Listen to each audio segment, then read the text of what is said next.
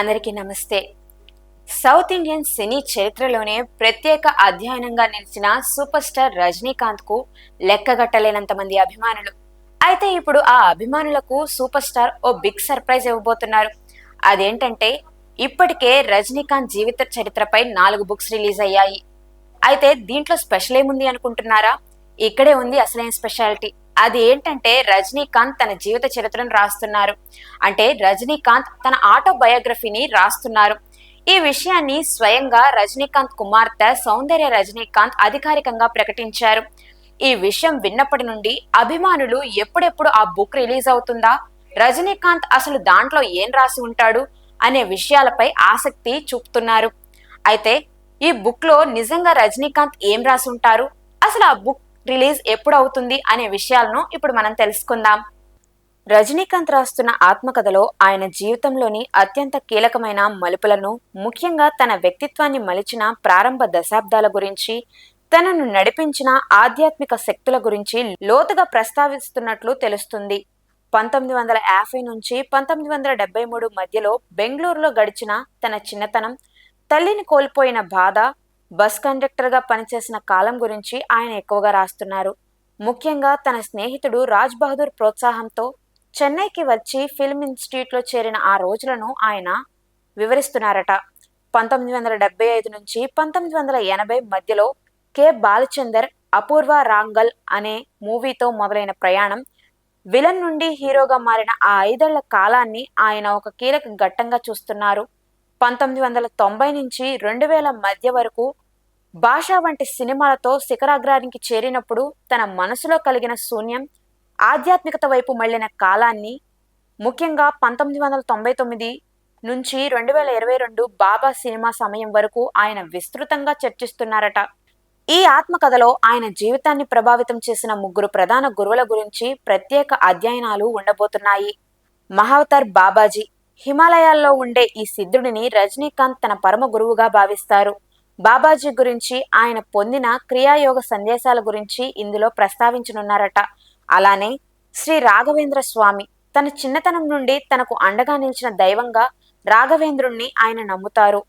తన 100వ సినిమాను ఆయనకే అంకితం చేయడానికి గల కారణాలను ఆయన వివరిస్తున్నారు. అలానే స్వామి దయానంద సరస్వతి, వేదాంతపరమైన సందేహాలను నివృత్తి చేసి గురువుగా ఆయన గురించి ప్రస్తావిస్తున్నారు. అలాగే సచిదానంద సరస్వతి, రమణ మహర్షి బోధనల ప్రభావం గురించి కూడా రాస్తున్నారు. ఇక తను ప్రారంభించాలనుకున్న రాజకీయ పార్టీ గురించి, ఆధ్యాత్మిక రాజకీయాల గురించి ఇందులో ప్రస్తావించే అవకాశం లేకపోలేదు. రజనీకాంత్ తన ఆత్మకథలో సినిమా విజయాల గురించి కంటే ఒక సాదాసీదా శివాజీరావు గైక్వాడ గురించి మాత్రమే ప్రస్తావించనున్నారేమో. సూపర్ స్టార్ రజనీకాంత్ గా మారే క్రమంలో పడిన మానసిక సంఘర్షణకే ఎక్కువ ప్రాధాన్యతనిస్తున్నారట. తన ఆత్మకథకు ఇంకా అధికారికంగా ఎటువంటి టైటిల్ ను రజనీకాంత్ ఖరారు చేయలేదు. అయితే చిత్ర పరిశ్రమలో ఆయన సన్నిహిత వర్గాలలో కూడా కొన్ని ఆసక్తికరమైన పేర్లు ప్రచారంలో ఉన్నాయి. ది జర్నీ, ఒక సాధారణమైన బస్ కండక్టర్ నుండి గ్లోబల్ సూపర్ స్టార్ గా ఎదిగిన ఆయన ప్రయాణాన్ని సూచిస్తూ ఈ పేరును పరిశీలిస్తున్నట్లు సమాచారం. అలాగే నిజల్ నిజం, హిమాలయన్ స్టోరీ అనే పేర్లు కూడా వినిపిస్తున్నాయి. అయితే పుస్తకం పూర్తయ్యే సమయానికి తన ఆధ్యాత్మిక గురువుల సూచనల మేరకు లేదా తన మనసుకు నచ్చిన ఒక సింపుల్ అండ్ పవర్ఫుల్ పేరును ఆయన ప్రకటిస్తారు. అభిమానులు మాత్రం దీనికి తలైవా లేదా సూపర్ స్టార్ అనే పేర్లు ఉండాలని కోరుకుంటున్నారు. కానీ రజనీకాంత్ స్వభావం ప్రకారం ఆయన చాలా వినమ్రంగా ఉండే టైటిల్ నే ఎంచుకునే అవకాశం ఉంది. రజనీకాంత్ అమితాబ్ బచ్చన్ ను తన గురువుగా, పెద్దన్నగా భావిస్తారు. వీరిద్దరి మధ్య ఉన్న 40 ఏళ్ల బంధం దృష్ట్యా అమితాబ్ ఈ పుస్తకానికి ముందు మాట రాసే అవకాశం ఎక్కువగా ఉంది. ఒక గ్లోబల్ స్టార్ గా రజనీకాంత్ కు ఉన్న క్రేజ్ దృష్ట్యా ఈ పుస్తకాన్ని ప్రపంచ వ్యాప్తంగా పలు భాషల్లో విడుదల చేయాలని ప్లాన్ చేస్తున్నారు. అయితే ఇప్పటికీ రజనీకాంత్ జీవిత చరిత్రపై 4 బుక్స్ రిలీజ్ అయ్యాయి. అవి ఏంటంటే ద డెఫినిటివ్ బయోగ్రఫీ, దీనిని నమన్ రామచంద్రన్ రాశారు. ఇది రజనీకాంత్ బాల్యం నుండి స్టార్డమ్ వరకు పూర్తి వివరాలను అందిస్తుంది. అలానే ద నేమ్ ఈజ్ రజనీకాంత్, దీనిని గాయత్రి శ్రీకాంత్ రాశారు. ఇది రజనీకాంత్ గురించి వచ్చిన మొదటి జీవిత చరిత్రలలో ఒకటి. అంతేకాకుండా రజనీస్ మంత్రాస్, దీనిని పిసి బాలసుబ్రహ్మణ్యన్ రాశారు. రజనీకాంత్ జీవిత పాఠాలు, ఆయన మేనేజ్మెంట్ శైలి గురించి ఇందులో వివరించి ఉంటుంది. అంతేకాకుండా రజనీకాంత్ ఏ లైఫ్, ప్రసిద్ధ రచయిత్రి వాసంతి ఈ పుస్తకాన్ని రాశారు.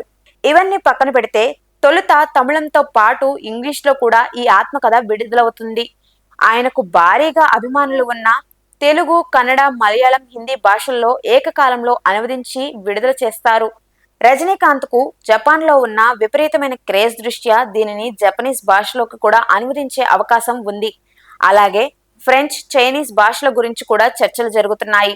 2026 చివరిలో రజనీకాంత్ పుట్టినరోజు సందర్భంగా డిసెంబర్ 12న పుస్తకాన్ని విడుదల చేసే అవకాశం ఉందని తెలుస్తుంది. రజనీకాంత్ అభిమానులు ఈ పుస్తకం కోసం ఆసక్తిగా ఎదురు చూస్తున్నారు. ఇలాంటి మరెన్నో అప్డేట్స్ కోసం మళ్ళీ కలుసుకుందాం.